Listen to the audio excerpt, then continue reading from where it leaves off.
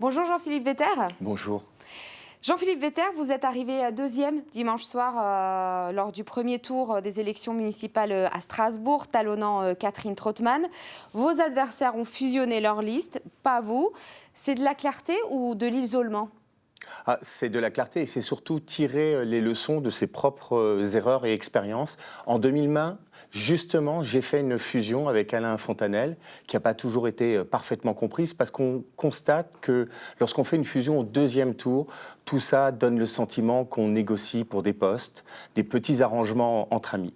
Eh bien, c'est pour ça que j'ai tiré les leçons de cette erreur et j'ai été dans une démarche de clarté lors de cette élection en réunissant le plus largement possible au premier tour la droite, le centre, mais aussi les sociodémocrates et également la société civile, et pour me présenter aux Strasbourgeois au deuxième tour tel que nous sommes, sans aucun arrangement. Et je dois dire que quand j'ai vu le spectacle déplorable de ces derniers jours où chacun finalement a essayé de construire des arrangements pour potentiellement se sauver, eh bien j'étais très heureux d'avoir cette position à la fois de clarté mais aussi de sincérité. Cela montre aussi que même quand c'est difficile, je sais tenir une ligne et demain, maire de Strasbourg, il y aura des décisions difficiles à prendre, eh bien je saurai tenir cette ligne. Malgré tout, vous allez devoir chercher des votes au-delà du score que vous avez fait au premier tour. Où est-ce que vous allez aller les chercher ? Au Rassemblement national ?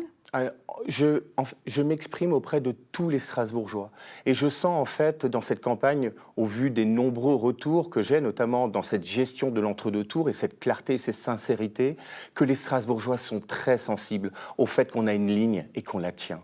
Et donc il y a beaucoup de Strasbourgeois qui ont peut-être voté pour d'autres candidats au premier tour et qui vont se dire on va soutenir quelqu'un qui a fait preuve de clarté, d'honnêteté et qui n'est pas rentré dans les petites négociations pour les postes. Et je pense aussi que c'est une manière de respecter son équipe. Vous savez, une campagne, c'est une aventure humaine. Et respecter son équipe, respecter son projet, c'est extrêmement important. Mais malgré tout, votre réservoir de voix, il se situe plutôt au RN qu'à gauche. Personne, mais absolument personne n'est propriétaire de ses voix. C'est faire presque de l'ancienne politique que de le penser. Chacun est complètement libre de pouvoir s'exprimer comme il le souhaite au deuxième tour. Nous avons un projet de très large rassemblement, un projet, je pense, extrêmement concret et surtout, après tellement d'années où la gauche, avec les socialistes et les écologistes, ont eu le pouvoir à Strasbourg, une respiration démocratique, ça ferait vraiment du bien. C'est de nouveaux visages, mais aussi une nouvelle génération. Parce que les grandes idées du XXe siècle ne sont pas les grandes idées du XXIe siècle. Je vous propose de passer au programme maintenant. Une mesure sociale pour améliorer le quotidien des Strasbourgeois, une priorité. Alors, une des mesures sociales qui me semble tout à fait intéressante, c'est un abonnement CTS pour les plus de 65 ans à 1 € par mois. C'est une mesure entièrement financée sur des économies que nous avons très clairement ciblées et surtout ça va permettre de combattre à la fois la solitude mais aussi un gain de pouvoir d'achat pour les personnes qui ont travaillé toute leur vie, qui ont payé des impôts toute leur vie et qui à un moment, puisqu'ils ont une plus petite retraite, peuvent se retrouver dans une situation difficile. Ça va faire du bien à tout le monde mais vous avez observé que ce n'est pas une gratuité, c'est 1 €. Mais 1 €, j'y tiens, c'est symbolique, mais cela veut dire un message clair, c'est que rien n'est jamais gratuit. À la fin, il y a toujours quelqu'un qui paye. On ne vous a pas tellement entendu sur la grande précarité à Strasbourg, au-delà des personnes âgées dont vous parlez. Qu'est-ce que vous proposez pour les personnes les plus précaires ?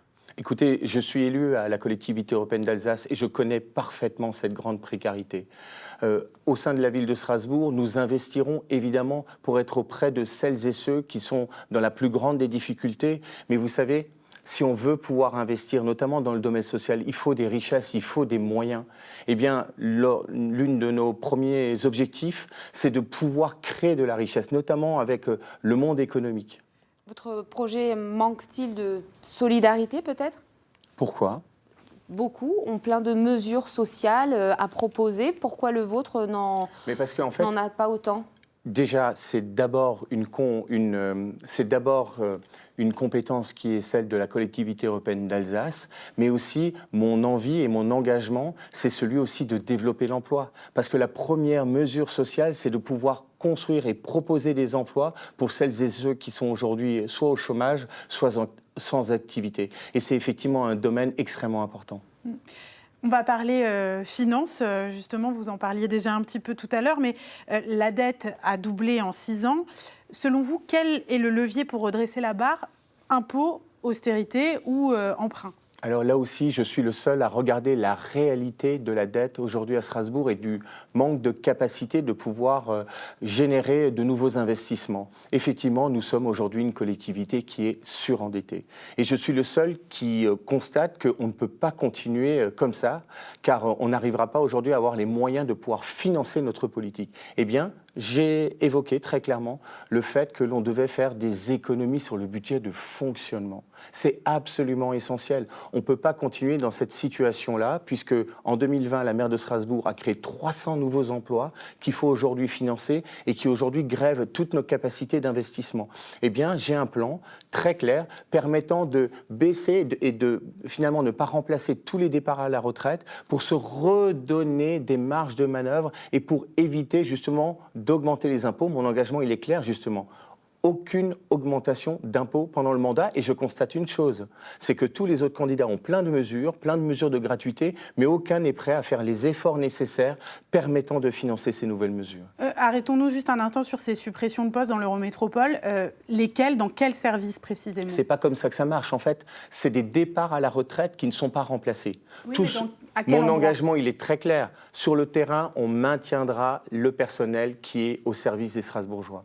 Mais néanmoins, notamment dans la bureaucratie, notamment dans les strates les plus élevées, il y a des économies à faire. Notamment, vous voyez bien, il y a des nouvelles technologies qui sont en train d'apparaître. Il y a l'intelligence artificielle. Et surtout, ça va permettre aussi de donner des nouvelles perspectives aux agents actuellement sur place qui veulent de la mobilité interne. Lorsqu'il y aura désormais un départ à la retraite, on se posera la question si ce poste-là ne peut pas être occupé par quelqu'un qui aujourd'hui peut avoir du coup une évolution de carrière. C'est aussi une manière de respecter aujourd'hui les agents de la métropole. Vous avez dit ne pas vouloir augmenter les impôts, mais alors comment vous comptez financer vos différentes mesures? Justement, je suis le seul ici, et je veux le dire à l'ensemble des Strasbourgeois, avoir le courage de prendre des mesures claires pour pouvoir financer mon programme.